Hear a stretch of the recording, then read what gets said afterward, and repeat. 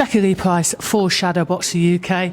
Here at the Allen Fisher 2, should be Fisher Allen 2, I should say. Fisher Allen 2 press conference with Mr. John Hedges. How are you? Oh, well, Jackie, yourself? Yeah, good. Good to see you. Back on another big card. Yeah, back Matchroom, and I said to everyone, listen, when I win the Southern area, I don't want to defend it, I want an English title. They've delivered, so we're here now fighting for the English belt. I like the fact that, to be fair, you've always been like that. You kind of always known where you want to be. You know where your talents are. You know where you want to be. Fair play to some people that want to, defend it. But fair play to you also. There's no knocking it. I think Southern area don't get enough recognition actually. But I just feel like if you've got big aspirations in the sport, we're young. I've had a bit of unluckiness with injuries. Why do I want to hang a belt? Not saying I want to go fight for a world title tomorrow, but I've always said I'm English level anyway, so I need to prove it. Do you know what I mean? So I've got 6 rounds in because of the cut last fight, but I got the win at all costs. Do you know what I mean? And Nathan now 14 fights, 13 wins, proper fight. Let's go and put it on the line for an English, and I'll show people what I'm about. Do you know what I mean? Let's roll the dice. Yeah, exactly that.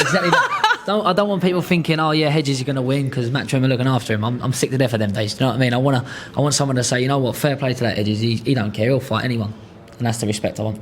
So yeah, I'm looking forward to it. Fair play to you. Listen, when you turned over, I'm going to be honest, I thought that you should have stayed amateur a little bit longer because of your age. I think you was dead right, and do you know what? I've said this on the interview before. Obviously at the time, I can't say that because I'm trying to sell myself as the next big thing. But I knew I should have stayed amateur. It was more, the opportunity was there, Jackie. I don't come from I'm not saying I come from a poor background, because I don't, but I don't come from a family where we really get loads of chances. So it was like, hold on, Eddie Earn is offering to take you. You do not say no to Eddie Earn. You don't even ask him how much money you're earning. You just say yes, and you're getting yourself an opportunity here which people would dream of. So that was, when I turned pro, I was with Sab Leo, great coach. It was like, Sab, I've not even asked for the contract. I'm just saying yes. Be truthful. Eddie could have probably paid me £1 and I would have still done it. Do you know what I mean? He probably removed some of the, do you know what I mean? the clauses. I never even looked. I just said yep, and they said, who do you want to fight? Anyone? Whatever I've got to do, get me a debut on the telly, and I've made my dream come true. And that's literally what we went with. Do you know what I mean? I was going to say, fair play to that, because I think that you have always had a maturity past your kind of years. That's the first thing. But second, I was going to say, you've actually settled into the pro game very nicely. You've filled yourself out, do you know what I mean? You've taken the right fights, I think, at the right time, taken some criticism along the way, but that's the game, innit? It's the game you're in. If you're going to put yourself out on the biggest of platforms, you're going to get that, do you know what I mean? And I could go win this on Saturday night and knock him out in the first round, and people will then just say the fella was terrible. Yeah, it's true. I mean, it's true. Whatever you do, you can't win. And unfortunately, boxing fans are the best fans in the world, but they'll turn on you in a second. Do you know what I mean? Like, look at AJ when he was world champion, best fighter we've ever seen. He loses a fight, everyone, I told you AJ was terrible. Do you know what I mean? So it's just like, take it with a pinch of salt. I've always said that I'm very blessed to be here, and I take everything like what I'm living the dream. Do you know what I mean? Like, oh my God, I'm up here, Ricky Hatton, trainer. Bloody hell, I'm on the telly, I'm winning. Do you know what I mean? I'm on the telly. Yeah, do you know what I mean? Like I shouldn't be doing this, and I'm doing it, so I'm loving it. So before we get to Ricky Hatton, I've actually just been talking to somebody, and I said the same thing. And I hope that the youngsters realise at a very, very, very young age or early into their career that people will turn on you in a dime. And once you kind of get that, it's like, I don't have to listen to the outside noise. Yeah, exactly. It's noise. It's noise, exactly. It is what it is. And like, I kind of, even with Johnny's dad, Big John, like, I kind of like, when I was in the gym with him, and he would say something about, I don't know why they've said that. Just let him say it, in my opinion. Fair play to him for answering back, because that's what he likes to do. But for me, listen, unless it's personal and you're talking about my family or me or anything to do with that, it ain't deep. It ain't deep. If you think I lost that fight, no problem. Like, do you know what I mean?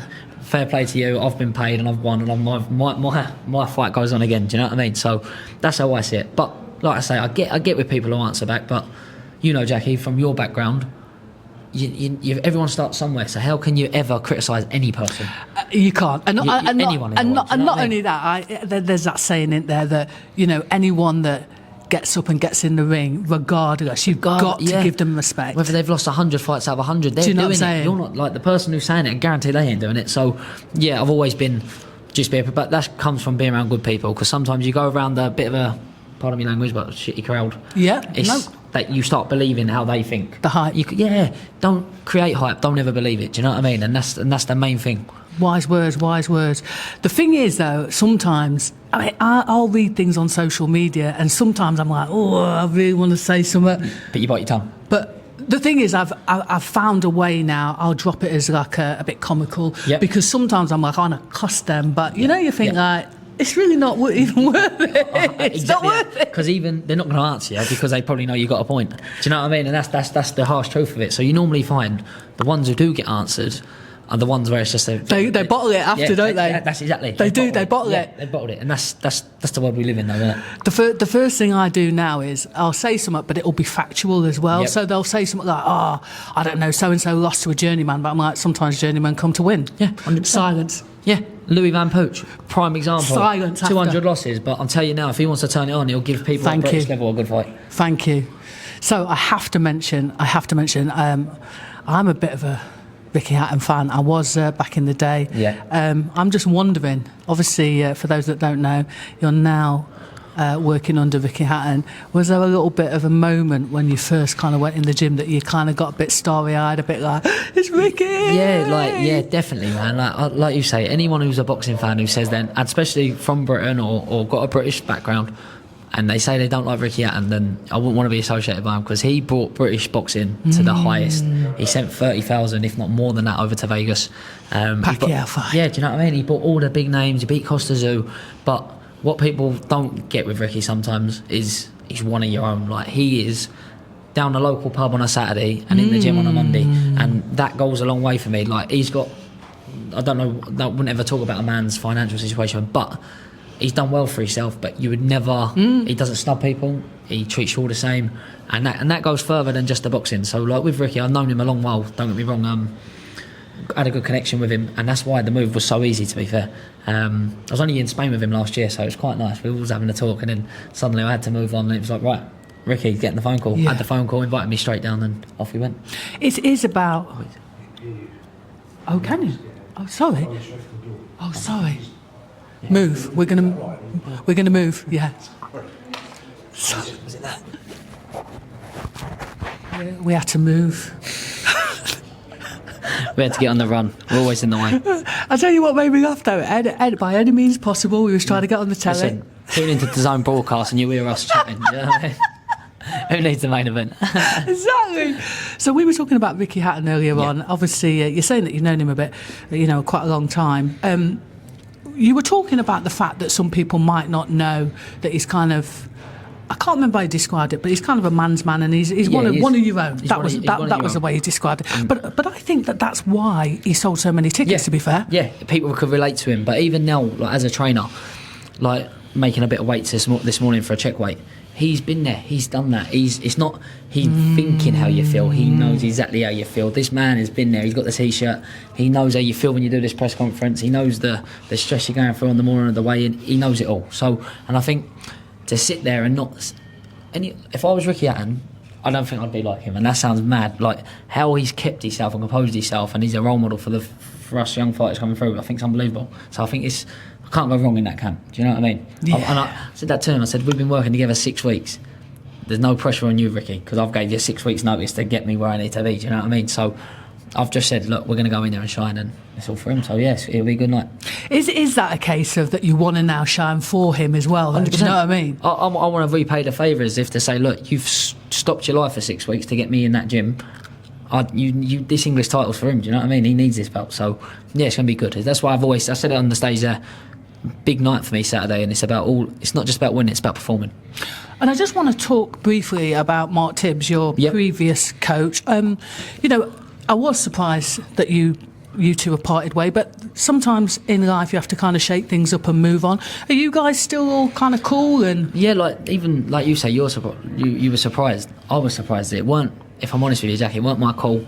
I was just in a position where I had no trainer, and I was like, I'm fighting for a potential English title here, and my trainer's left me, so I've got to kind of move on. So that was the situation I was in, and it weren't no bad blood. I get it. You got to go for the money, and I do understand that. We've all got bills to pay and families to feed, so I've never had no malice there. It was just more the way it was done. It weren't ideal. If I'm honest with you, I had no notice, and I was left in the shit. But that's just a blessing in disguise sometimes, because I made a phone call and within 30 minutes, Ricky's on the phone.